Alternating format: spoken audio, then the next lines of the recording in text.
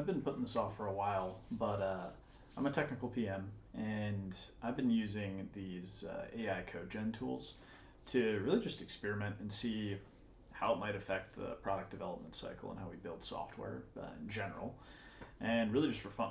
So in my spare time, I've built, probably a dozen of these applications, and have ran into some really interesting roadblocks and really interesting learnings. What I'm going to show you guys today is just me walking through a process of refactoring an app that I built with Replit.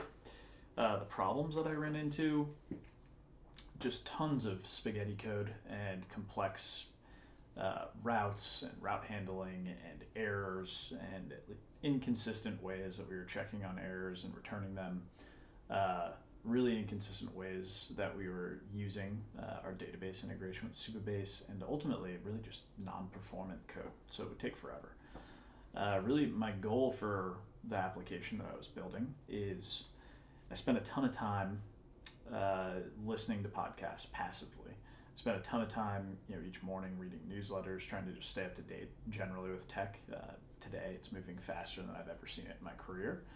And what I find is, I consume a lot of that content, but I don't actually learn a lot from it, mostly because I'm doing it passively because I don't have enough time to actively listen to all this stuff.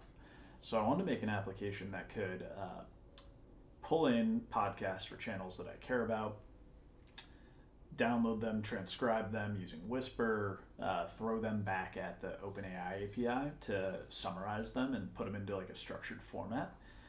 And then use the Perplexity AI's API for deep research to start to pull out deeper insights. So like look across the internet at some of the hot takes of whatever happened on a podcast.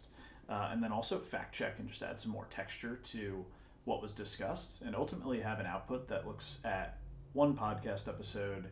I can read it and understand it in 10, 15 minutes, so pretty dense, but then also be able to aggregate those across all the podcasts over a period of, say, a week. So I want to know generally what's the vibe in tech this week, what's all the newest stuff that's been happening, and then what information might the people on those podcasts not have gotten correct or not expanded upon enough, because it's a podcast and it's not super long form content, or at least as deep as I would want to go into specific things. So let's dive in. I've never tried to refactor an app using Replit. I think this is going to be an absolute mess, but let's try it. All right, so I use a tool called RepoMix, which is incredible. It helps solve some problems around giving context to models about your code base so that I can actually make changes that work. So typically my setup, I'll use Claude 3.7, over on my side panel here, and I'll drop my RepoMix output in there. What I've done here is just started to give a prompt to Claude, ask it for a review of my current application and setup and things that it would change, and then also refactoring it into Next.js and tailwind.css from a Flask application because, a lot of reasons. So let's dive in.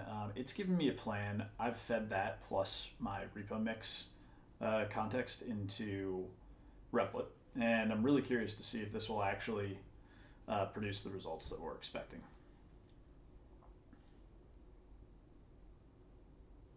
All right, so we can build an initial prototype. Let's see what that does. One of the key things I've learned is you have to do this stuff in really small bite-sized chunks, and you really have to begin with the end in mind. So I'm curious where this will go with the initial prototype. We may end up having to blast it away, but what I like to do is, similar to a product development cycle, like what's the problem we're solving? And then what are the key architectural elements and functionality of the application that we're going to use to solve that problem? And then let's think about step by step how we're going to build that such that an AI agent can continue to build and not create a bunch of spaghetti code, do this effectively. So it looks like it's actually, rebuilding my styled nav bar well. It's doing a decent job at pulling in some of the channels here. So the UI is actually looking pretty similar to what it was before. This is awesome.